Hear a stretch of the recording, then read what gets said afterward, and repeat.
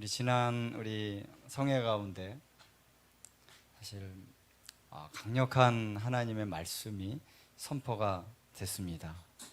여러분 다 참석하셨을 테니까 그 가운데 정말 하나님께서 제가 듣기에 그 메시지 자체가 뭐 어떤 설교를 잘한다 이런 차원이 아니라 제가 느끼기에 이거는 진짜 우리 예수님이 직접 그분의 마음 안에서 그분의 그 전체를 다 아시는 전능하신 그분의 말씀이 정말 가감없이 전해졌다라고 하는 그런 확신이 듭니다. 우리 국가적인 성회를 우리 구자경 목사님과 함께 같이 우리가 뛰어다니면서 오래전부터 벌써 10년이 넘었군요. 우리 2010년도 9년도부터 만났는데 자, 그러한 어떠한 길을 지금까지 목사님도 여전히 계속 국가를 위해서 또 킹덤을 위해서 기도하고 계시죠. 저도 그런 어떤 하나님의 흐름을 타고 계속 오고 있는데 그냥 우리가 당장 지금 어려우니까 한번 나라를 위해 기도하자는 차원이 아니라 오랜 흐름이 있잖아요. 그렇죠? 이 흐름 안에서 나라를 위해서 기도하고 또 하나님의 역사를 또 우리가 담아내는 성회도 하고 그렇게 이제 오면서 봤을 때 지금 이 시점에서 정말 하나님이 그 마음으로부터 우리 대한민국을 향하여 선포하신 바로 그 말씀이다 라고 하는 그런 확신과 그런 영의 감동이 오늘 이번 성회 때 있었습니다. 그래서 우리 둘째 날에 선포하신 그 말씀도 첫째 날 이제 기도 끝나고 기도하시면서 받은 감동과 이어서 둘째 날 대한민국을 향한 하나님의 마음은 정말 놀라운 계획을 갖고 있다라는 것이죠. 그래서 이 나라를 통해서 열방을 축복하고 이스라엘을 또 지지하고 하나님 주의 오심을 준비하는 그런 놀라운 부르심을 갖고 있고 그것이 하나님의 계획이다라는 것입니다. 그런데 그것을 가로막고 있는 것이 있다는 것이죠. 그것은 물론 사단이 그것을 방해하겠지만 우리 안에 있는 그 죄성, 대한민국 한국 교회 가운데 있는 그 어떤 그 부분이 하나님의 계획을 가로막고 있다라는 것이죠. 그것을 우리가 회개하고 그것을 깨트려야 되고 돌이켜야 된다라는 것입니다. 돌이키지 아니하면 그 돌이키지 않았을 때의 그 결과까지도 말씀해 주셨잖아요. 그렇죠? 여러분 다 들으셨죠?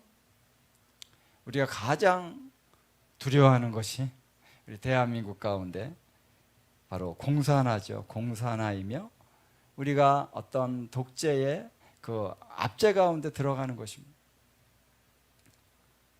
근데 우리가 하나님을 붙잡지 않는다면 하나님의 그 계획 가운데 그 부르심 가운데 우리가 함께 가지 않는다면 사단이 우리를 그쪽으로 이끌어 간다는 것이죠. 정말 생각해도 아찔한 그런 결과입니다. 그러나 이것은 분명한 것입니다. 우리가 이미 경험을 했습니다. 그렇죠? 6.25와 또 일제의 그 모든 아픔들과 모든 상처들, 그래서 우리 믿음의 선조들은 그 고난을 겪어왔잖아요. 왜 그러한 고난이 왔습니까? 우리는 이미 역사적인 교훈을 분명히 갖고 있는 민족입니다. 하나님 앞에 우리가 범죄하고 우상을 숭배했을 때 한국 교회가 우상 숭배를 가결하고 거기에 우리의 영혼을 팔았을 때 이 나라적으로 엄청난 재난과 순환이 닥쳐왔다라는 것이죠. 우리가 다시 회개하고 돌이켜갈 때 하나님 다시 이 나라를 세우시기 시작하시고 놀라운 경제적인 부요함을 주셨습니다. 교회가 성장했습니다.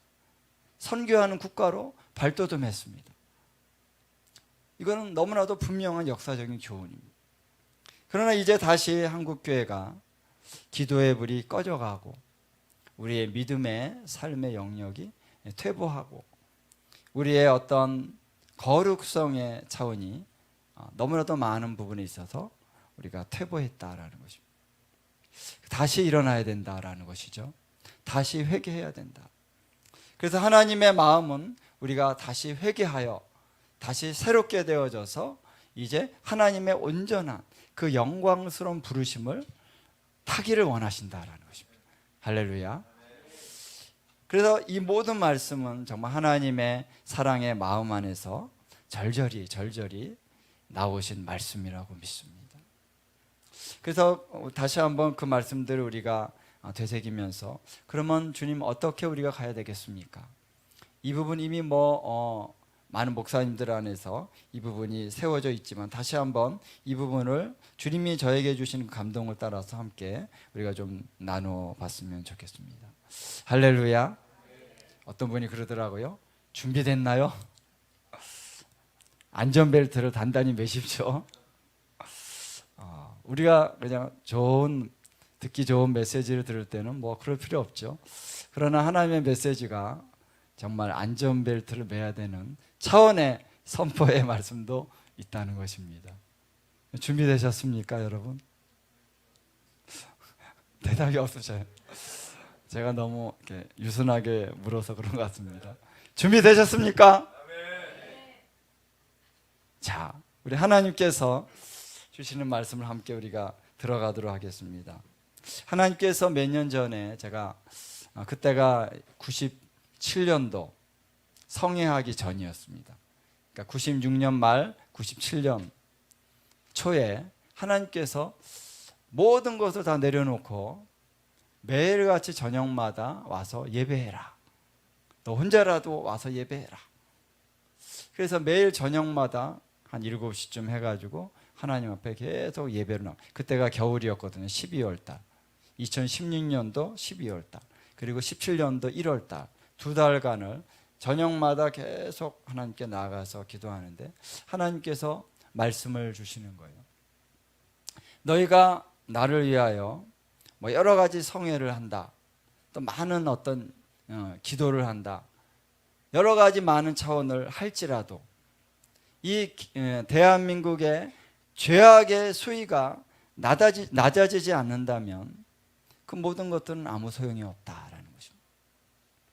교회가 성장하고 부강하게 된 것 같지만 숫자가 늘어나고, 그래서 세계에서 뭐 성도 수가 인구 대비 가장 많은 나라, 이런 어떤 것들은 하나님 앞에 아무 소용이 없다는 것입니다. 중요한 것은 죄악의 수위가 낮아져야만 된다. 그래서 하나님께서, 그럼 하나님은 어떻게 됩니까? 지금 국가적으로 막 어려움이 오고 있었잖아요. 정치적으로 막 이 정치의 문제 해결해 주세요. 좋은 대통령이 되게 해주세요. 이런 기도를 우리가 아무리 많이 할지라도 국가적인 죄악의 수위가 낮아지지 않는다면 소용이 없다라는 것입니다.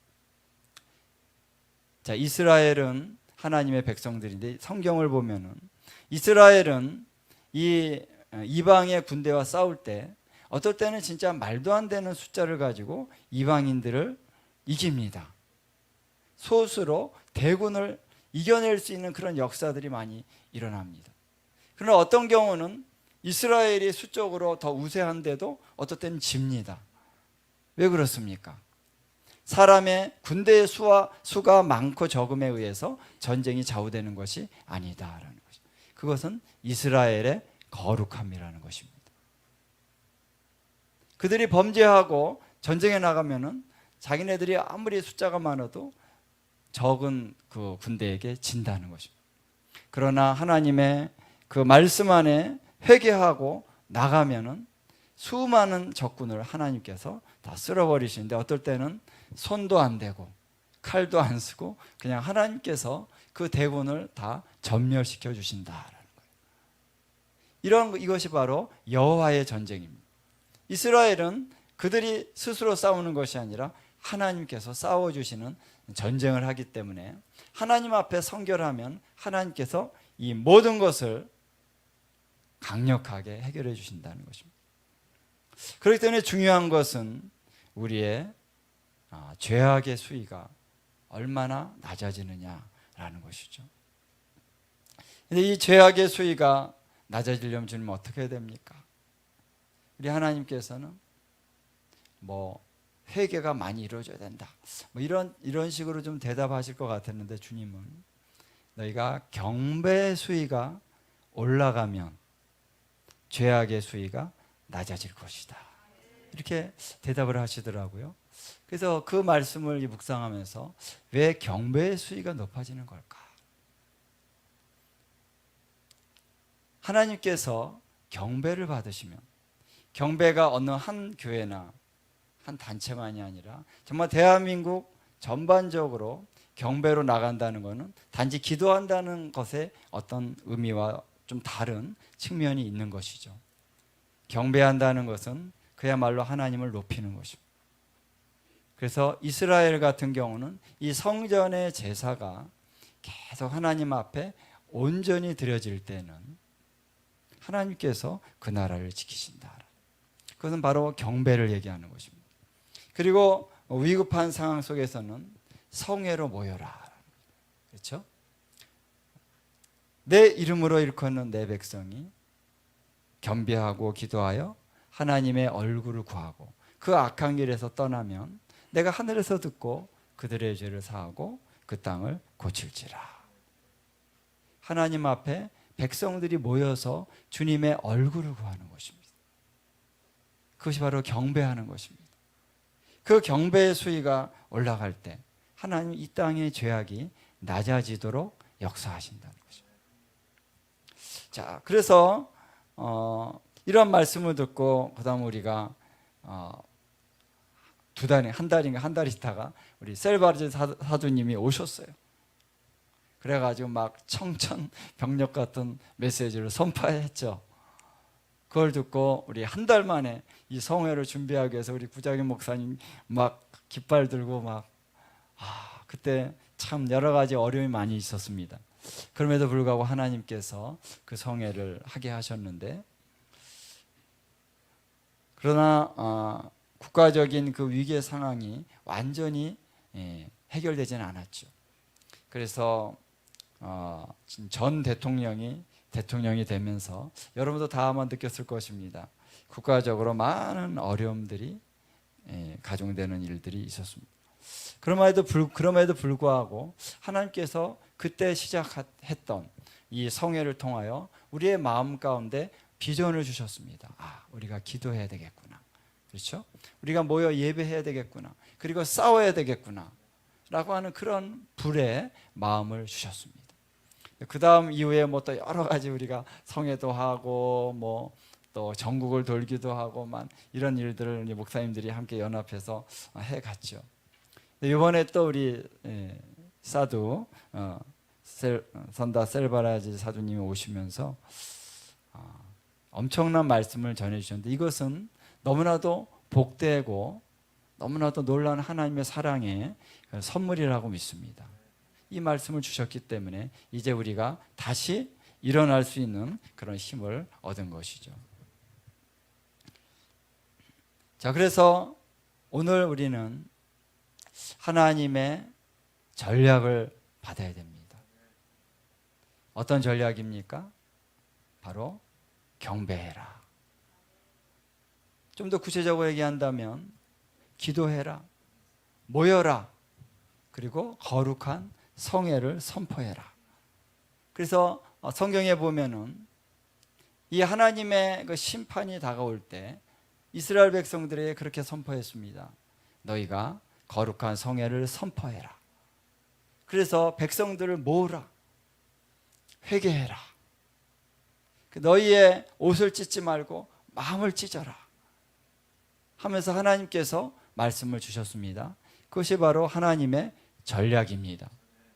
성회입니다. 우리가 하나님의 얼굴을 구하고 우리가 겸비하여, 우리가 그때 성회 때도, 이번 성회 때도 그렇게 했던 것처럼 무릎을 꿇고 땅에 엎드리면서 하나님, 이 나라를 구원해 주십시오. 우리가 회개합니다 라고 나갈 때 하나님께서는 이 땅을 고치십니다. 이 땅을 변화시키십니다. 이 말씀이 바로 전략입니다. 할렐루야. 이것이 무기입니다. 이것이 능력입니다. 어느 누구도 이 나라를 바꿀 수 없습니다. 오직 하나님만이 이 나라를 바꿀 수 있는데, 하나님이 바꾸실 수 있도록 할 수 있는 특권의 사람들이 있습니다. 그들이 누굽니까? 바로 믿는 우리들이라는 것입니다. 천국 열쇠를 우리에게 주셨습니다. 누가 하늘의 문을 열 수 있습니까? 누가 열쇠를 쥐고 있습니까? 우리가 쥐고 있다는 것입니다. 어떻게 그 이 열쇠를 사용할 수 있습니까? 두세 사람이 나의 이름으로 모여서 나의 얼굴을 구하면 두세 사람이라도 하늘을 움직일 수가 있습니다. 할렐루야. 그래서 이 백성들이 함께 모여 하나님 앞에 우리가 손을 들고 기도하며 나간다면 하나님은 이 나라를 바꾸실 수가 있다. 자, 그럼 우리가 어떠한 차원 안에서 기도해야 될까? 특별히 이번에 이제 사두님의 메시지를 들으면서 한국 교회에 대해서 기도하는 시간을 주님이 갖게 하셨습니다. 바로 이제 그 목요일이죠. 수요일 날 끝나고 목요일 날 하나님 앞에 기도하는데 계시록 2장, 3장을 이제 보게 하셨어요. 여러분 뭐 잘 아시겠지만 7교회에게 주시는 말씀이 있죠. 계시록에. 거기에 보면 이제 버가모 교회와 두아디라 교회와 사대 교회가 나옵니다. 이 교회 보면 다 주님이 회개하라, 회개하라, 회개하라 말씀하셨어요. 우리 한번 버가모 교회 말씀을 한번 잠깐 볼까요? 계시록 2장을 한번 좀 보겠습니다. 계시록 2장을 한번 피시고요. 자, 계시록 2장 이 12절로 보면은 이 버가모 교회에 대한 말씀을 주시는데, 자, 이 말씀에 우리 예수님은요 좌우에 날선 검을 가지신 분으로 나타나고 계십니다. 말씀으로, 이 말씀이 좌우에 양날선 말씀인데 아주 날카로운 말씀, 이 검을 가진 그분으로 나타난다는 거예요. 자, 왜냐하면 이 검으로 하나님의 이 대적자들을 이 검으로 치실 수 있는 분이라는 거죠.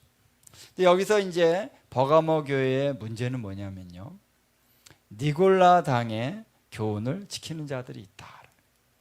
그 니골라 당의 교훈을 지키는 자라고 하는 것은 특별히 이것은 어떤 교권주의적이고 어떤 이 교회 안에서 이 어떤 제도적으로 어떤 것을 딱 묶어가지고 백성들을 좌지우지하는 그러한 세력을 형성하는 할 수 있는 교훈을 얘기한다라는 것입니다. 그래서 이 교훈은 특별히 이 교훈 중에 핵심은 뭐냐면요, 바로 우상의 제물을 먹게 하고 또 행음하게 하였다, 이렇게 나오고 있습니다. 다시 말하면 이 교훈의 핵심적인 그 요소는 뭐냐면은 하나님의 은혜의 이 복음을 아주 왜곡시키는 것입니다.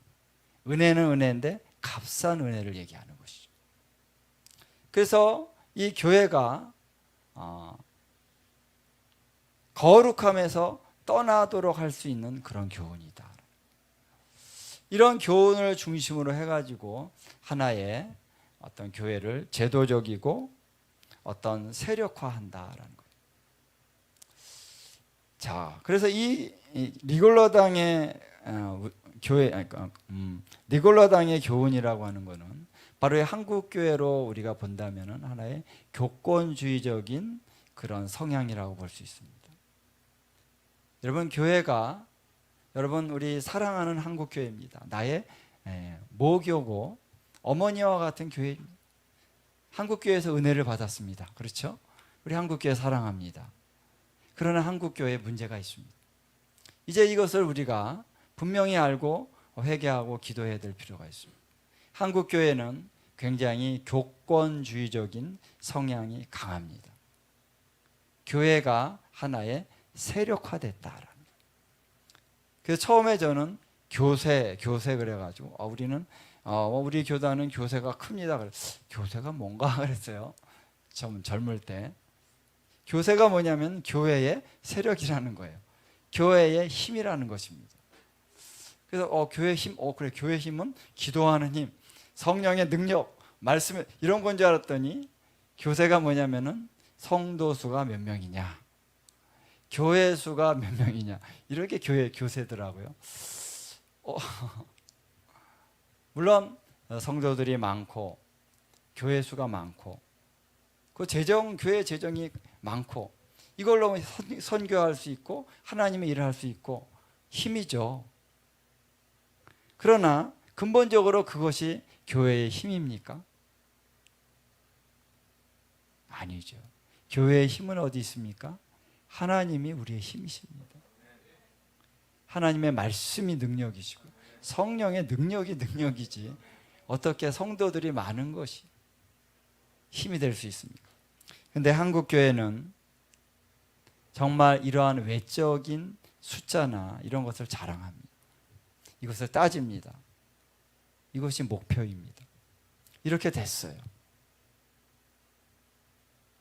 제가 초등학교 3학년 때부터 이제 교회로 나갔습니다. 그러니까 그때가 몇 년도인지는 모르겠죠. 잘 기억은 안 나는데 제가 지금 58세니까 10살 때 같은 거 48년 전부터 교회를 나갔어요. 교회 나가서 열심히 뭐 다니고 그러다가 뭐 이제 청년 때 은혜 받고 어릴 때는 열심히 그냥 다니긴 다녔지만 믿음은 없었습니다. 근데 이렇게 다니면서 한국 교회 상황들을 많이 접하고 알게 되고 경험하게 됐고 또 그 후에 이제 신학교를 또 장로교 쪽으로 신학교를 가면서 많이 이제 다니고 경험하다 보니까 너무나도 당황스러운 경험들이 많습니다. 교회에 어떤 문제가 있으면은 교단에서 부끄러운 얘기지만 이 뭔가 주먹을 쓰는 사람들을 보내요. 문제를 해결합니다. 이런 거를 봤습니다. 교회가 어떻게 이룰 수 있을까? 돈을 씁니다. 돈을 써서 굉장히 어떻게 보면 불법이죠. 그런 일들을 자행하는 것들을 너무나도 많이 봤습니다. 그래서 뭐 정치 목사 이런 말들이 많이 있어요. 저분은 정치 목사야. 뭐 정치라는 게 나쁜 건 아닌데 세상적인 방법으로 하나님의 일을 해결한다는 것입니다. 이런 것들이 우리는 이미 뭐 아시는 분들은 다 많이 경험하고 아는 그런 풍토가 젖어 있습니다. 그래서 교회가 힘을 얻어야 된다. 그래야지 주의 일을 한다. 이러한 풍토가 굉장히 깊이 젖어 있습니다. 그래서 한국 교회가 외적인 것들을 많이 자랑하고 그것을 추구하다 보니까 한국에 큰 교회들이 많이 생겼어요. 그렇죠? 예배당이 엄청 큽니다. 숫자가 많습니다. 물론 하나님의 은혜도 있었겠지만 우리의 초점이 이 하나님 주신 은혜를 가지고 하나님 주신 능력을 가지고 숫자를 불리는데 굉장히 우리가 초점을 맞춰왔다라는 것입니다. 그러다 보니까 점점 성령님의 역사는 사라지기 시작했다는 거죠. 그냥 예배가 그냥 형식적인 예배로 끝나요. 성도님들이 시계를 보기 바쁩니다. 몇 시에 끝나나? 1시간 예배인데 만약에 1분이라도 늦게 끝나면 나는 중간에 나간다. 뭐 그런 생각을 하고 있는 가운데 뭐 다는 아니겠지만 물론 다 그런 건 아니에요. 너무 극단적으로 얘기했을 수도 있지만 좀 그런 분위기가 우리 한국 교회 가운데 사실 있습니다. 옛날만큼 우리가 기도하지 않습니다. 옛날에 새벽에 우리 새벽 예배 가면 성도님들이 기도하면서 막 이 부르짖는 그런 분위기였는데 어느덧 새벽 예배 가면 잠잠하다가 지금은 새벽 예배 가면 목사님 말씀 딱 끝나면은 딱 바로 일어납니다. 빨리 가야 되니까. 새벽 예배도 길게 하면 안 돼. 30분에 끝내주세요. 네, 빨리 가서 우리 애들 밥 해줘야 되니까 목사님 짧게 해주세요. 주일 예배는 1시간 내로 끝내주세요. 뭐 이런 어떤 분위기들이 사실 많이 팽배해져 있는 것을 물론 우리 주사랑 능력교회는 안 그렇죠. 할렐루야. 저는 전반적인 그런 추세를 얘기하는 것입니다. 그러니까 이러한 차원 안에서 교회가 식어가기 시작한다라는 것입니다. 자, 그 다음에 두아디라 교회는 어떤 문제가 있었냐면은 여기는 이세벨을 용납했다. 이세벨도 종들을 가르쳐서 행음하게 하고 우상의 제물을 먹게 했다. 자, 하나님의 말씀에 우상 숭배와 음란한 것은 하지 말라는 말씀이 있죠. 그런데 종들을 깨어서 범죄하게 했다. 이 범죄하게 하는 그 말 자체 안에는 괜찮다라고 하는 속임수가 들어가 있는 것입니다. 야, 괜찮아. 하나님 다 용서하죠. 하나님 은혜로 하나님이 다 해결해 주시는 거니까 괜찮아. 이러한 속임수의 메시지가 들어가 있다. 특별히 이세벨의 역사는, 이 이세벨의 가장 중요한 역사는 행음하게 하고 우상 숭배하고 하게 하는 차원이 있지만, 우리 구약의 이세벨 우리가 보면요, 거기에 중요한 이세벨의 어떤 전략은 뭐냐면요, 선지자들을 다 죽입니다. 그래서 엘리야가, 아까 엘리야 얘기하셨지만 제가 어디 봐서 엘리야 같습니까?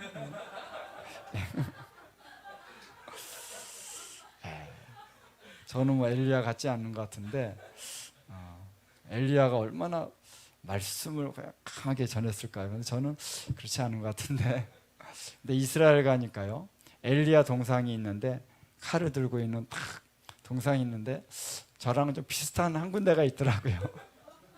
요 부분이 좀 그래가지고 그런 건가? 그래서 엘리야가 그랬나? 머리가 좀 빛났나? 왜 그 사람이 그렇게 동상을 만들었는지 모르겠습니다. 엘리야를 봤는지. 자, 엘리야 얘기하다가 자, 엘리야와 같은 선지자들이 그래서 피해 다녔죠. 이세벨은 선지자들을 죽였습니다. 굉장히 전략적인, 그 나라에 하나님의 살아있는 말씀을 전파하는 자들을 죽이면 어떻게 됩니까? 이스라엘이 부패하고 타락하게 될 수밖에 없는 것입니다.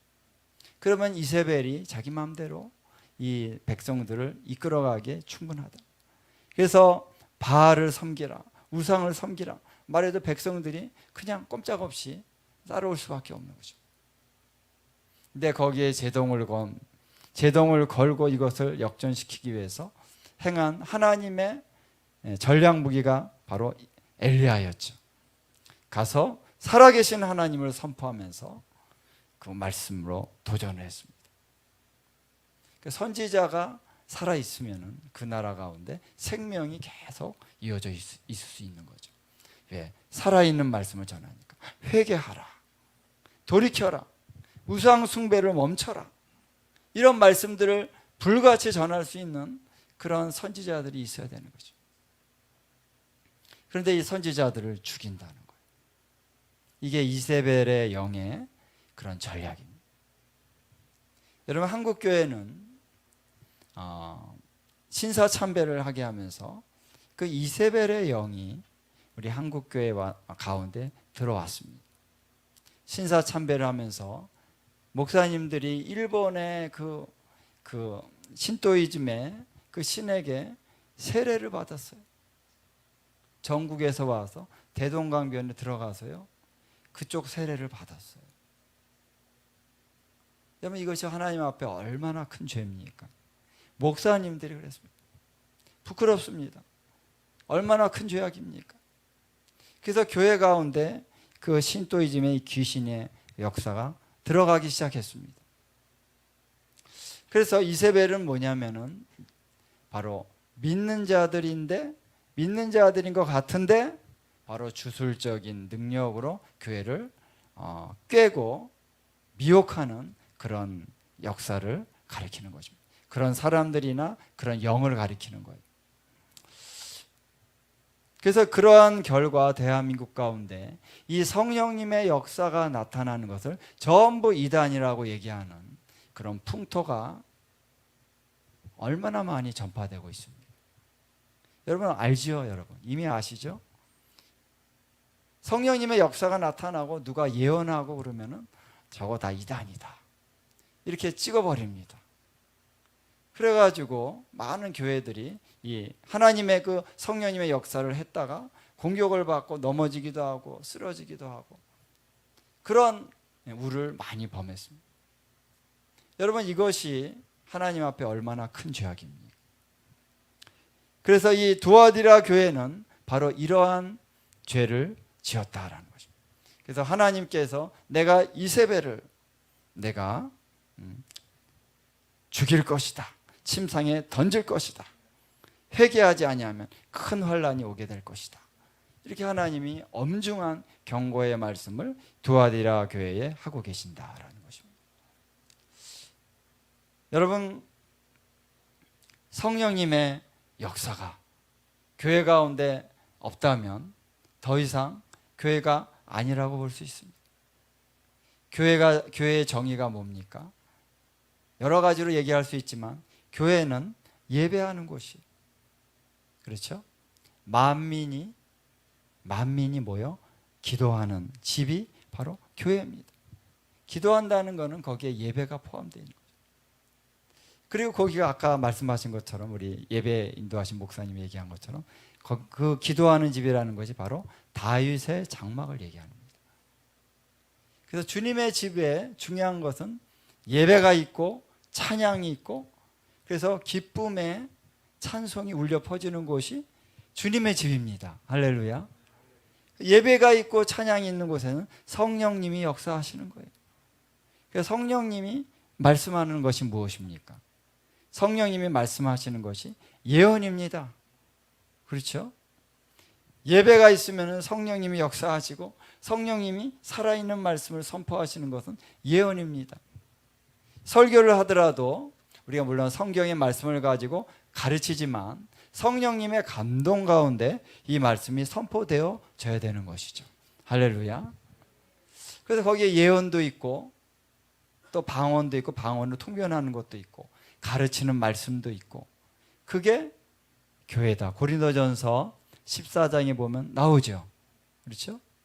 너희가 모일 때 찬송시도 있고 예언도 있고 방언도 있고 통역도 있고 계시도 있고 가르치는 말씀도 있고 우리가 모일 때 이것이 바로 교회입니다. 이것이 우리 예배입니다. 그렇죠? 근데 여기에 예언하지 말아라. 성령님의 역사 같은 거는 하지 말아라. 경건하게 앉아서 말씀만 듣고 기도도 조용조용 이런 형식을 가지고 딱 억압해 버리면 어떻게 됩니까? 성령님의 역사가 점점 사라지기 시작하는 것입니다. 그러면 생명력이 없어요. 생명력이 없습니다. 생명력이 없다면 더 이상 교회가 아닐 수 있다. 우리는 우리 셀바라지 사도님을 우리 그때 2017년도에 처음 만나고 그 전에 이제 영상으로 봤지만 그분을 통해서 우리가 예언의 말씀을 들을 때 우리가 얼마나 우리의 영이 각성이 되고 분발하여지고 충만하게 됩니까? 여러분 이번에 다 경험하셨잖아요. 그렇죠? 그래서 하나님을 더 경배하고 사랑하게 되고 열정이 우리 가운데 일어납니다. 그렇죠? 말씀이 살아 움직입니다. 이것들 하지 말라는 것입니다. 왜? 죽으라는 것이죠. 영적으로 죽으라는 것입니다. 우리가 거기에 따라갈 수가 없는 것입니다. 여러분 그래서 이 두아디라 교회는 바로 이세벨의 역사가 있어가지고 예언이나 하나님의 역사들을 다 없어지게 하고 그 다음에 행음하고 우상의 재물을 먹게 하고 우리의 분별력을 계속 빼앗아가는 것이죠. 그래서 여러분 저도 한국교회 가운데 계속 은혜를 받고 우리가 성령님의 역사가 많이 있었습니다. 그럼에도 불구하고 여전히 교회 안에는 이런 한쪽에서는 기도원이나 또 어떤 교회는 부흥하고 막, 근데 이쪽 한편에서는 계속 이런 성령의 역사는 바로 이단이다, 이런 얘기도 계속 있어 왔어요. 한국 교회 가운데. 그리고 지금도 그런 목소리들이 많이 있습니다. 그러나 우리가 하나님을 따라가야 되겠습니까? 사람의 말을 따라가야 되겠습니까? 근데 이 부분에 대해서 우리가 하나님 앞에 회개해야 됩니다. 이제는 우리가 싸우고 가는 차원을 넘어서서 이 한국교회의 이러한 영의 이런 세력들에 대해서 우리가 회개하고 이것을 끊어내야 됩니다. 깨트려야 됩니다. 그래서 우리가 성회하면서 이런 부분도 우리가 하나님 앞에 기도해야 될 줄을 믿는데요. 자, 세 번째, 이 4대 교회 같은 경우는 살아있다 하는 이름은 있으나 실상은 죽은 교회다. 형식은 있습니다. 이제는 형식과 이것만 남은 거예요. 우리 생명력이 완전히 다 떠나간 교회, 그 교회가 바로 4대 교회다. 그래서 얼마나 이 형식과 이 외적인 거 너무나 번듯합니다. 건물 너무나 훌륭합니다. 예배 너무나 심플하고 사람들이 왔을 때 듣기 좋은 말, 너무나도 좋은 그런 사람들의 마음을 이렇게 편안하게 해주고 또 만족스럽게 해줄 수 있는 말들은 전파가 되는데 생명력은 떠나갔다는 것입니다. 이런 교회가 되었다. 그것은 바로 종교화된 교회를 얘기하는 것입니다. 여러분, 우리가 예수님을 믿는 이 기독교와 종교는 다른 것입니다. 교자가 붙으니까 기독교도 종교죠. 우리가 4대 종교 아닙니까? 그거는 이제 세상 사람들이 얘기하는 거고, 불교 4대 종교 안에 기독교 있지 않습니까? 이건 세상 사람들의 정의고요. 여러분, 우리가 믿는 이 믿음의 도는 종교가 아닙니다. 종교라는 것은 뭐냐면은 외적인 형식으로 사람들이 하나님의 어떤 신적인 존재를 찾아가는 그러한 단체나 그런 활동이 종교입니다. 근데 우리는 그런 거 아니에요. 우리는 살아계신 하나님의 영이 우리 가운데 임하여서, 살아계신 하나님의 말씀이 우리 가운데 임하여서 하나님께서 우리 안에서 시작하신 모임입니다. 사람이 시작한 거 아니에요. 그렇죠? 우리는 하나님의 성도들이요, 하나님의 백성들이지 우리가 종교가 아닙니다. 그런데 우리가 생명력이 떠나가기 시작하면은 종교화 된다라는 것입니다. 우리가 교회 전체적인 차원이 아니더라도 개인적으로도 그래요. 우리 안에 성령님의 역사가 날마다 살아 움직이지 않는다면, 우리가 예배할 때 주님을 향한 사랑의 마음이 우리 심령으로부터 흘러나와서 주님을 예배할 때 어떨 때는 눈물도 나고 어떨 때는 기쁨이 오고 내 마음에 결단이 일어나고, 이런 어떤 우리의 마음이 살아 움직이지 않는지가 한 달, 두 달, 오래 가다 보면요, 교회는 가야지, 목사님이 또 오라 그러시니까 뭐만 남은 겁니까? 종교의 틀만 남은 것입니다. 그래서 4대 교회 주님 뭐라고 말씀하십니까? 회개하라. 그래서 너희가 죽게 된 것을 일깨워 돌이키라는 것입니다. 우리의 형식만 남았다면, 우리의 생명을 우리가 잃어버렸다면 다시 회개해야 되는 것이죠. 자, 그래서 오늘 이 세 개의 그 버가모, 두아디라 4대 교회에 주신 말씀을 주님이 보게 하시면서 바로 우리 한국 교회가 바로 이러한 상황 가운데 있다라는 것입니다. 이 수위가 물론 아닌 교회도 있죠. 4대 교회 보면은 흰 옷을 입고 나와 함께 다니는 자들도 있다 그랬습니다. 할렐루야. 너희들은 그 부르심의 그 어떤 그 하나님의 은총에서 떠나지 말아라. 굳게 지켜라 그랬습니다. 한국 교회 가운데 이 4대 교회에 있는 그 옷을 더럽히지 아니한 흰 옷을 입고 주님과 함께 다니는 자들이 있습니다. 그런 교회들이 있습니다. 할렐루야. 그러나 이제 전반적으로는 이 교회가 많이 죽어져 있다는 것입니다. 그래서 오늘 우리만이 아니라 살아있고 열심으로 주님을 섬기는 우리만이 아니라 한국교회 전반적으로 우리가 일깨워야 된다라는, 하나님이 이들을 새롭게 하시도록 하는 그러한 차원으로 우리가 기도하면서 나가야 된다라는 것입니다. 자, 여러분, 이 세 개의 교회가 우리 한국교회의 여러 가지 특성들을 잘 반영한다라는 말씀을 드렸습니다. 자, 그런데 여기서 어떤 핵심적인 고지가 있다라는, 우리가 전쟁으로 말한다면 견고한 진이 있다는 것입니다. 이 견고한 진, 우리 한국교회를 부패하고 타락하고 또 무감각하게 하는 어떤 핵심적인 견고한 진이 있다라는 것입니다. 그것이 뭔가? 그것이 뭘까? 주님이 저에게 주시는 그 마음이 뭐냐면은, 이번에 사두님이 마지막 3일째 전파하신 그 메시지가 바로 그것이라는 것입니다.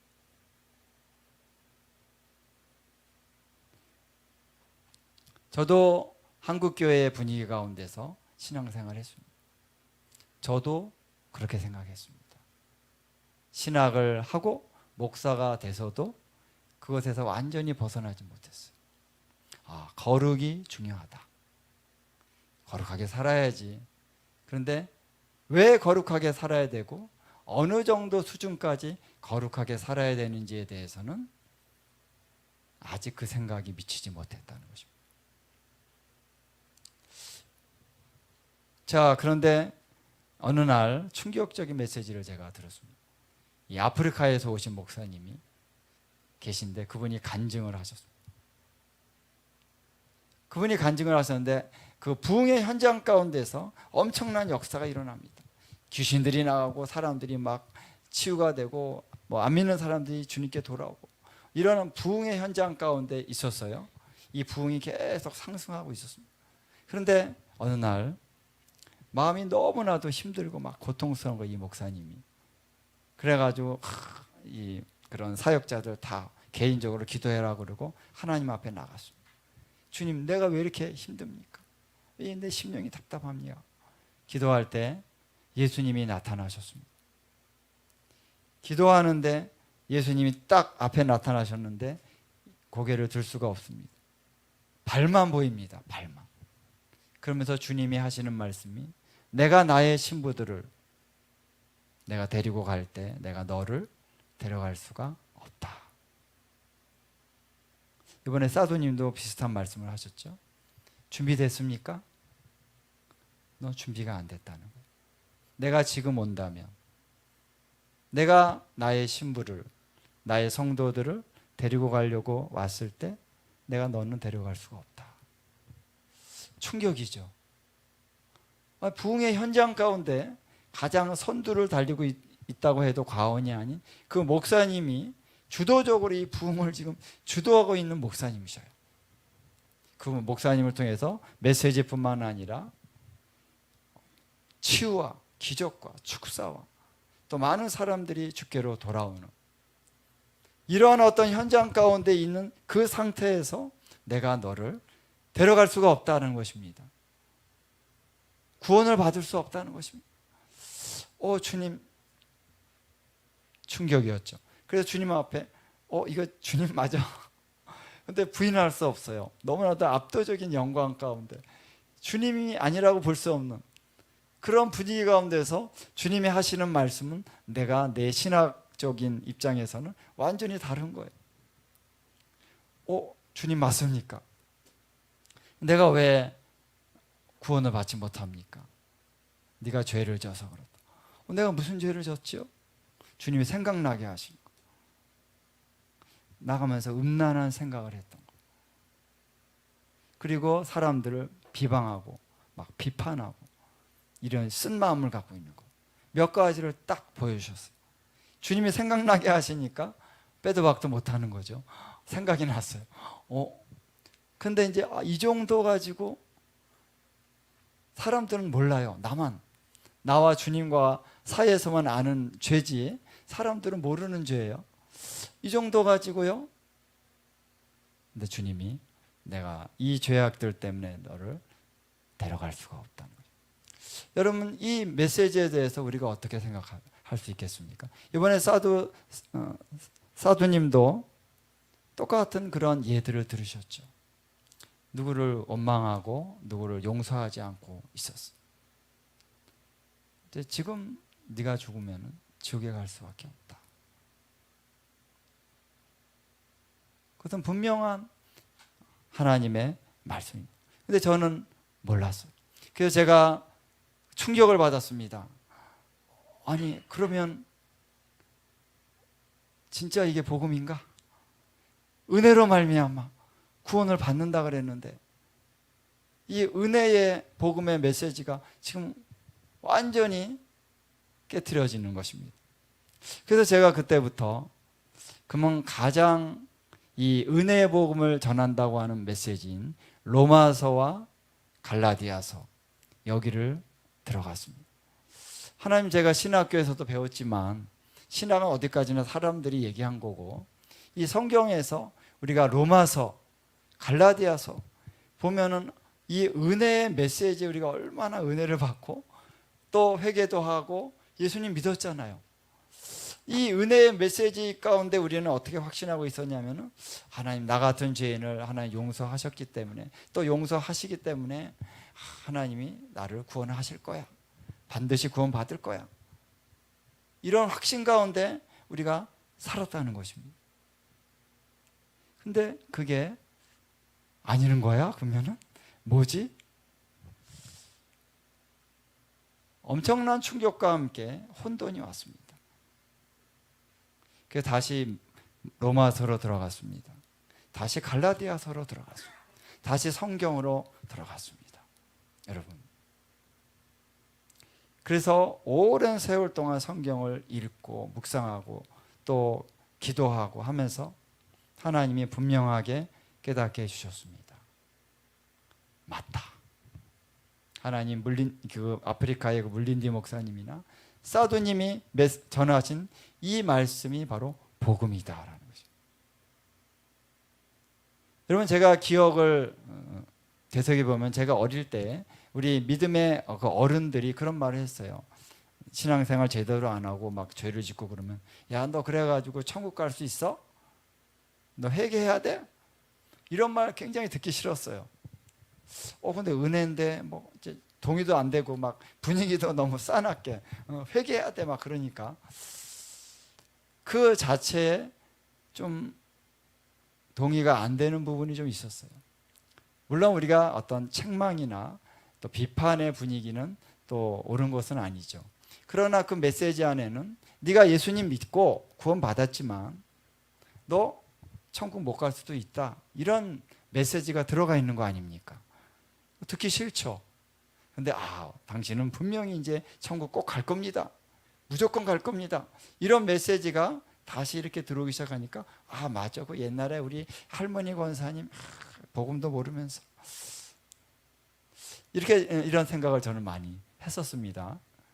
그런데 제가 이렇게 되새겨 보면은 우리 믿음의 선조들의 복음의 가르침은 그 할머니 권사님이 단지 말씀하신 게 아니라 우리 믿음의 선조들의 메시지를 들어보면요, 가끔 이제 책이나 이런 걸 보면요, 분명합니다.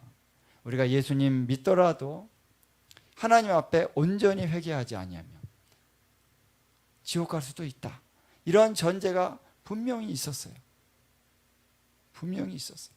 믿음의 선조들의 메시지는 그랬다는 것입니다.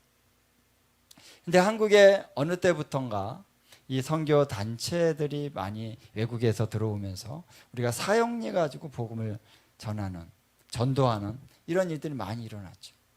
그래서 많은 사람들이 예수 믿고 들어오는, 그러니까 수많은 사람들이 사역리를 통해서나 혹은 전도지 통해서나 많은 사람들이 대중 전도 집회를 통해서 예수님 영접하고 또 신앙생활을 하게 되는 그러한 일들이 많이 일어났는데 여기서 하나의 어떤 문제가 있다는 것입니다. 여러분, 사역리 다 아시죠? 저도 사형리로 전도를 많이 했습니다. 전도를 하면요, 마지막에 어떤 부분이 있냐면은, 자 여러분, 당신이 지금 예수님을 믿고 영접했죠? 예. 당신이 지금 오늘 죽으면 천국 갈 수 있습니까? 글쎄요. 아유, 말씀에 있잖아요. 구원 받았잖아요. 왜? 예, 아멘 하십시오. 거의 강요하다시피 해서 아멘. 그렇군요. 내가 죽으면 천국 갈 수 있습니다. 당신 영접했잖아요. 그렇죠? 당신 하나님의 자녀가 됐잖아요. 당신 천국 갑니다. 이런 메시지를 듣고 구원의 감격을 가지고 교회에 신앙생활을 시작했습니다. 근데 여기에 조금 틀린 말이 아닐 수도 있는데 또 완전히 맞는 건 아닌 거예요. 그렇죠? 왜냐하면 이 믿음으로 예수님 믿었지만 이 믿음을 지켜야 되는 것입니다. 바울이 뭐라고 얘기했습니까? 내가 나의 달려갈 길을 다가고 선한 싸움을 싸우고 믿음을 지켰으니, 끝까지 믿음을 지켜야 되는 부분이 있는 것입니다. 근데 중간에 우리가 이 믿음을 잃어버릴 수 있다는 거예요. 죄를 지음으로써 혹은 용서하지 아니함으로써 하나님의 은혜에서 떠날 수 있다라고 하는 너무나도 많은 말씀들이 있어요. 믿음을 끝까지 지켜야 되는 부분이 분명히 있는 것입니다. 그래서 이 은혜의 복음에는 분명한 균형이 있다. 그렇다고 은혜가 아닌가? 또 그건 아니에요. 그래서 제가 성경을 읽을 때 굉장히 헷갈리더라고요. 이게 은혜인가 아닌가 왔다 갔다. 그럼 내가 믿음을 지켜야 되면 그럼 이게 은혜야? 내가 해야 되는 거야? 정말 헷갈립니다. 그래서 로마서나 이 갈라디아서나 바울의 서신이나 이 말씀에 대해서 우리가 정말 깨달아야 됩니다. 은혜가 뭔지. 할렐루야. 잠깐 이 부분을 얘기한다면 바울이 로마서 5장과 6장에서 이런 부분을 얘기합니다. 은혜가 왕노릇한다, 이런 말을 합니다. 그래서 은혜가 왕노릇하기 시작하는 것은 우리가 크리스찬이 된 것이죠. 할렐루야. 하나님의 은혜가 아니고 믿는 자가 되고 하나님의 자녀가 된 사람은 아무도 없습니다. 하나님의 은혜입니다. 자, 그런데 하나님의 은혜는 여기서 끝나는 게 아니라는 거예요. 은혜가 들어왔죠? 은혜를 받았지요? 그렇죠? 나 같은 죄인이 은혜로 하나님의 자녀가 됐지요? 근데 이제 하나님의 은혜가 내 안에서 왕노릇하기 시작한다는 거예요. 할렐루야. 그래서 이 왕노릇하여 의로 말미암아 영생에 이르게 하느니라. 영생까지의 이 시간이 있는 거예요. 믿음을 지켜야 되는 것입니다. 이것까지도 이제 은혜가 왕노릇하여서 그 은혜의 왕노릇으로 인해서 우리가 영생에 이르게 되는, 거기까지도 가게 된다는 것입니다. 그 말씀을 이제 6장에 보면은 바로 우리가 하나님의 의로 말미암아 거룩함에 이르는 열매를 맺었으니 그 마지막은 영생이니라. 이런 말씀이 또 6장에, 우리 한번 찾아오십시다. 좀 시간이 좀 갈 수 있지만, 자, 로마서 6장, 로마서 5장부터 한번 봅시다. 5장 21절 함께 우리가 한번 읽겠습니다. 우리 찾으셨으면 다 같이 읽겠습니다. 시작. 이는 제가 사망 안에서 왕노릇한 것 같이 은혜도 또한 의로 말미암아 왕노릇하여 우리 주 예수 그리스도로 말미암아 영생에 이르게 하려 함이라. 아멘. 이 말씀의 의미는 뭐냐면요, 우리가 은혜를 받아서 구원을 받고 하나님의 자녀가 됐다 그래서 영생에 그냥 저절로 이르게 되는 게 아니라는 것입니다. 과정이 있다는 것입니다. 어떤 사람은 물론 예수님 믿고 바로 죽을 수도 있죠. 구원 받습니다. 그러나 이 과정이 있다는 거예요. 이 과정 가운데 우리의 옷이 더럽혀질 수 있다는 것이죠. 그래서 이 옷을 예수님의 보혈로 희게 씻는 자들이 바로 구원을 받는 것입니다. 이 옷이 더럽혀져 있다면 죄로 인하여 또 용서치 아니하는 쓴뿌리로 인하여 더럽혀져 있다면 못 들어간다는 것입니다. 그래서 이 과정 가운데 우리의 옷을 씻어 희게 해야 되는 그 과정이 반드시 있는데, 그것까지도 이제 은혜가 왕노릇하여서 할렐루야 우리 주 예수 그리스도로 말미암아 영생에 이르게 하느니라. 할렐루야. 다시 말하면 이 과정이 성화의 과정이라는 것이죠. 그래서 6장 22절에 보면 또 이런 말씀이 있습니다. 다 같이 한번 읽겠습니다. 시작. 그러나 이제는 너희가 죄로부터 해방되고 하나님께 종이 되어 거룩함에 이르는 열매를 맺었으니 그 마지막은 영생이니라. 자, 우리가 하나님의 종이 되었습니다. 그러나 이 거룩함에 이르는 열매를 맺는 과정이 반드시 있어야 된다는 거예요. 거룩함에 이른다는 것이 무엇입니까? 성화가 된다는 것입니다. 거룩하게 되어져야 됩니다. 근데 어느 정도 거룩해져야 되느냐? 그 기준에 대해서 우리 사도님이 얘기하셨죠. 우리가 형제를 중심으로 용서하지 않는다면 하나님도 용서하지 않는다. 그는 구원을 상실하게 된다는 것입니다. 아버지의 뜻대로 행하는 자, 우리가 신앙 고백을 주여 주여 할 수 있다고 해서 들어가는 것이 아니라 아버지의 뜻대로 행하는 자라야 들어가리라. 마태복음에 분명히 나와 있죠. 아버지의 온전하심과 같이 너희도 온전하라. 온전하라 그랬습니다. 어느 정도의 수준입니까? 거룩함의 수준. 내가 거룩하니 너희도 거룩하라. 하나님은 거룩하라 말씀하셨어요. 어느 정도로요? 내가 거룩하니. 아버지의 수준으로 거룩하라고 말씀하시는 거예요. 아버지가 거룩하신가, 아버지의 온전하신가 같이 온전해라. 여기서 오메 기가 팍 죽죠. 원수를 사랑하라? 원수를 어떻게 사랑해?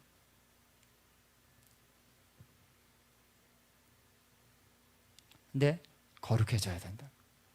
거룩함에 이른 다음에 그 마지막은 뭐다? 영생이다. 어떻게 영생으로 들어갑니까? 거룩함이 없이는 영생으로 들어갈 수 없어요. 거룩함이 없이는 하나님을 볼 수 없느니라. 예, 성경 말씀에 너무나 많은 말씀이요, 이런 말씀들이 있어요. 근데 우리가 이 은혜의 복음을 너무나도 잘못 알았다는 거예요. 은혜가 한번 예수 믿고 이제 구원을 확증받는 게 은혜가 아니라, 은혜를 받고 예수님의 생명이 내 안에 들어왔죠. 이 예수님의 생명이 은혜가 왕노릇하여서 우리를 거룩함에 이르도록 하신다는 거예요. 할렐루야. 물론 우리가 주님을 따라가는 헌신과 믿음의 결단이 필요합니다. 그러나 결정적으로 거룩함에 이르는 것은 우리의 노력이 아니에요. 우리의 힘의 능력으로 되는 게 아닙니다. 힘으로도 능으로도 안 됩니다. 오직 성령으로 되느니라. 거룩하신 성령이 오셔야 우리를 거룩하게 이끌어가시는, 성령을 받아야 됩니다. 성령님의 역사를 따라가지 않고는 성화될 수 없어요. 그래서 은혜가 왕노릇, 이것이 하나님의 은혜라는 것이죠. 그래서 우리는 처음에 예수 믿을 때 은혜를 받을 뿐만 아니라 계속 은혜를 받아야 됩니다. 날마다 은혜를 받아야 됩니다. 날마다 성령님의 역사를 우리가 받아야 됩니다. 하나님의 살아있는 말씀을 들어야 됩니다. 여러분, 여기에 내가 이미 난 이 정도면 내가 천국 가겠지 생각했을 때 이미 교만의 죄가 들어온 것입니다. 이미 교만의 죄가 들어온 거예요. 우리가 그 나라 갈 때까지, 주님 앞에 설 때까지 우리는 날마다 주님, 나 같은 죄인 주님 받으시옵소서. 주님 없이는 나는 아무것도 할 수 없습니다. 주님 없이는 나는 조금 더 주님 앞에 성결함과 거룩함을 내가 내세울 수 있는 사람이 아닙니다. 주님의 역사들을 섬길 때 막 성령님이 역사하셨을지라도 뒤돌아서면 또다시 내 마음 안에 이 쓴 마음과 원망이 다시 솟아나는 그런 연약한 죄인입니다. 그래서 바울은 그의 말년에 그런 고백을 했잖아요. 내가 죄인들 중에 괴순이라. 이 괴수라고 하는 거는 이제 괴상한 그런 사람이 아니라 우두머리라는 얘기죠. 우두머리. 죄인들 중에서도 가장 최고의 죄인이라는 거예요. 내가. 누가요? 사도가. 또 말년에. 그게 어떻게 가능할까? 여러분, 주님 앞에 설 때까지 우리는 여전히 이 육신의 더러운 죄성의 부분이 완전히 다 해결되지 않고 사는 것입니다. 날마다 죽어야 되는 것입니다. 날마다 십자가로 가야 되는 것입니다. 나는 여전히 죄인입니다. 나는 여전히 내 힘으로 할 수 없는 자. 내가 발버둥 치고 몸부림쳐도 안 됩니다. 오직 주님의 은혜로만 가능합니다. 그래서 이 은혜의 복음이라고 하는 것은 처음도 은혜요, 모든 과정도 은혜다 하는 거예요. 처음도 믿음이요, 과정도 믿음입니다. 처음에 성령님의 역사요, 과정도 성령님의 역사입니다. 그런데 처음에는 은혜인데 이 과정에 있어서 우리가 잘못하기 시작하기, 여기서부터 문제가 생기는 거예요. 내 힘이 들어가고 내 방법이 들어가고 사람의 어떤 것이 자꾸 들어가기 시작합니다. 그렇게 되면 교회가 점점 종교화되기 시작한다는 것입니다. 그래서 처음 받은 은혜, 그 은혜를 받고 주님 앞에 눈물을 흘리면서 하나님, 나 같은 죄인을 구원해 주신 하나님 은혜에 감사드립니다. 내가 내 죄를 회개하고 자복하고 주님 앞에 정말 부복합니다. 주여, 나를 용서해 주십시오. 그렇게 시작했던, 오직 주님밖에 없었던 그 마음이 끝까지 유지되면서 하나님이 우리를 계속 거룩한 가운데 살도록 우리를 이끌어 가신다라는 것입니다. 그러기 위해서 성령의 역사가 있어야 된다라는 것입니다. 그래서 한국교회가 오늘 이 하나님의 은혜의 복음 안으로 다시 돌아와야 된다라는 것입니다. 날마다 하나님 앞에 겸비하여, 나의 육신의 것은 내가 한 가지도 의지할 것이 없습니다. 내 자랑을 다 십자가에 못 박아야 되는 것입니다. 심지어는 우리가 영적인 능력까지도, 우리 사역자들은 특별히 영적인 능력 때문에 교만해질 수도 있는 것입니다. 성령님이 강력하게 나타나셨다 때문에 내가 쑥 올라가죠. 죽어야 됩니다. 사역자들이 가장 큰 시험 중에 하나가 그거예요. 사역을 잘하는 것도 좋지만 사역을 잘하고 나서 쓱 올라갑니다.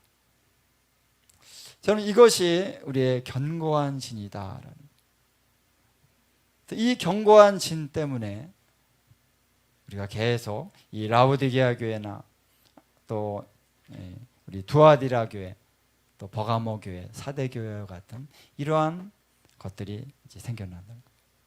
그래서 값싼 은혜, 은혜가 진정한 은혜가 아니라 내가 한 번 받은 은혜가 이제 모든 것을 다 해결한다라고 생각하는 그러한 가르침들이 우리 가운데 들어올 때 우리는 부패하기 시작한다는 것입니다. 그러면은 분명한 것은 우리가 구원을 상실할 수 있다라는 것입니다. 상실한 건지 아니 처음부터 구원을 안 받은 건지 이렇게 많이 좀 헷갈리는 그런 얘기들을 많이 하십니다. 근데 어쨌든 구원받았다라고 생각했는데 우리가 이 하나님의 말씀에서 떠나 죄악과 범죄와 또 용서치 아니함과 우리 주님의 은혜를 우리가 잊어버린다면 구원이 상실될 수 있다는 것이죠. 그러므로 우리는 바울도 그렇게 말씀하고 있습니다. 내가 남에게는 전파된 전파한 후에 내가 버림을 받을까 두려워하노라. 바울도 그렇게 얘기합니다. 버림을 받을까 두려워한다. 사람들이 이걸 가지고 여러 가지 다르게 해석을 하는데 저는 문맥을 보면 분명합니다. 사도 바울이 내가 버림을 받는다는 것은 나도 부패하고 타락하고 범죄하여서 하나님의 은혜에서 구원에서 나도 떨어질 수 있다라는 것을 얘기하는 것입니다. 누가요? 사도가 그런 말씀을 하셨습니다. 그래서 나도 버림을 받을까 두려워하노라. 그래서 내가 오늘도 내 몸을 쳐서 복종시키면서 계속해서 나도 다름질쳐 간다. 끊임없이 이 하나님의 은혜에서 떨어지지 않기 위해서 우리가 분발하고 다름질쳐 가고 그리고 열심을 해야 되는 것입니다. 열심을 해야 되는 것입니다. 은혜지만 은혜 가운데 살기 위해서 우리가 열심으로 우리 자신을 드려야 되는 거예요. 믿음으로 살기 위해서 그 믿음의 삶을 위해서도 열심을 내야 되는 것입니다. 그런데 그 열심이 또 하나님을 의지하는 열심이 되는 것이죠. 그래서 여러분 오늘 한국교회가 깨어나야 되고 우리의 영혼이 깨어나야 됩니다. 저는 이 부분을 놓고 거의 10년 이상을 씨름했습니다. 하나님의 은혜의 복음이 무엇입니까? 이게 정말 깨달아질 듯 이게 자꾸 헷갈리더라고요. 어떨 때는 괜찮은 것처럼 생각했다가 이상하다가 여러분 분명한 것은 오늘 우리가 현재적으로 내가 믿음 안에 있는가라는 것을 늘 우리가 검토해야 되는 것이죠. 고린도후서 13장에 나옵니다. 너희가 믿음 안에 있는가 너희 자신을 시험해라. 내가 정말 주님을 의지하고 있는가? 아니면 내 어떤 것을 내가 의지하고 있는가? 내 자신감인가? 아니 하나님을 의지하는 것인가? 그래서 하나님께서 사랑 안에서 우리에게 어려운 고난들을 주십니다. 내 힘으로 감당할 수 없는 상황들을 자꾸 주셔요. 왜 그럴까요? 우리의 믿음이 부패하지 않게 하시기 위해서 그러는 것이에요. 하나님의 사랑입니다. 하나님의 사랑의 선물이에요. 너희가 고난을 받으면 기쁘게 여기라. 하나님 나를 겸손케 하시는군요. 주님만 의지하게 하시는군요. 그래서 여러분 어려움이 오는 것입니다. 내 힘으로 다 할 수 있는 것만 생활 속에 다 있다면 우리가 너무나 쉽게 교만해지기 쉬워요. 근데 하나님은 어려움을 주십니다. 그래서 하나님 우리의 힘으로는 할 수 없습니다. 내가 어저께까지 했던 그러한 방법으로는 오늘은 할 수 없는 거죠. 오늘 새롭게 하나님으로부터 새로운 말씀과 감동과 성령님의 기름 부으심을 받아야 되는 것입니다. 날마다 새롭게 주님을 날마다 의지해야 되는 거죠. 그 믿음에서 떠나지 않아야 됩니다. 그래서 오늘 우리 한국교회 가운데 이런 하나님의 역사가 일어날 수 있도록 오늘 우리가 나아가야 되는데 이러한 제약을 가지고 아까 말씀드린 것처럼 우리가 하나님의 전략 나 혼자만이 아니라 우리가 성회를 선포해야 됩니다. 우리 사랑하는 모든 형제 자매님들 우리 모이십시다. 함께 하나님 앞에 회개하십시다. 우리가 결정적으로 우리의 교만에 또 우리가 잘못 생각하고 있었던 이 잘못된 거짓 교훈의 견고한 진들이 깨져야만 됩니다. 회개하라. 이 회개하라는 메시지를 한국교회 굉장히 싫어한다 그래요. 그런 얘기들을 많이 합니다. 왜 목사님 우리 힘들게 살다 온 우리 성도들 일주일에 한 번 모였으면 격려의 말씀을 주셔야지 왜 회개의 말씀을 자꾸 하십니까? 목사님의 메시지를 조종하려고 그럽니다. 얼마나 큰 죄악입니까? 우리에게 필요한 것은요 위로의 메시지가 아니에요. 회개의 메시지입니다. 그것이 우리를 살리는 것입니다. 살아나면 힘이 나죠. 살아나야 힘이 나는 거지 위로만 받는다고 힘이 납니까? 여러분 회개하라 하는 이 메시지가 다시 살아 움직여야 됩니다. 다시 살아 움직여야 됩니다. 그리고 우리가 모여서 거룩한 성회로 나가야 됩니다. 근데 하나님이 한 가지만 더 말씀을 드리면, 이 거룩한 성회로 나가는 것이 하나님의 전략입니다. 하나님 우리를, 대한민국을 바꾸실 전략입니다. 자, 그런데 여러분, 이 전략이 먹히기 위해서는 반드시 희생이 있어야 된다는 거죠. 희생이 없는 전략은 결코 먹히지 않는 전략. 여러분, 전쟁이 났습니다. 적군들이 이겨야 됩니다. 근데 그게 호락호락합니까? 우리 뭐 그냥 한번 포 한번 쏘면 다 이겨? 그런 게 아니잖아요. 적군을 싸울 때 전략을 세우는데, 그 전략 가운데는 반드시 누군가 희생이 될 수 있는 가능성이 있는 전략이라. 그래서 여러분, 6.25 전쟁 때 포항 전투를 여러분 아시는지 모르겠지만, 학도 의용군들이, 그 소수의 학도 의용군들이 이 북한군을 막아서다가 많은 수가 죽고 포로로 잡히고 처참하게 무너졌지만, 시간을 벌므로써 이 군대가 다시 재정렬할 수 있는 그런 기회를 줬다. 그래서 다시 포항으로 들어가서 포항을 다시 점령할 수 있었던 전투였습니다.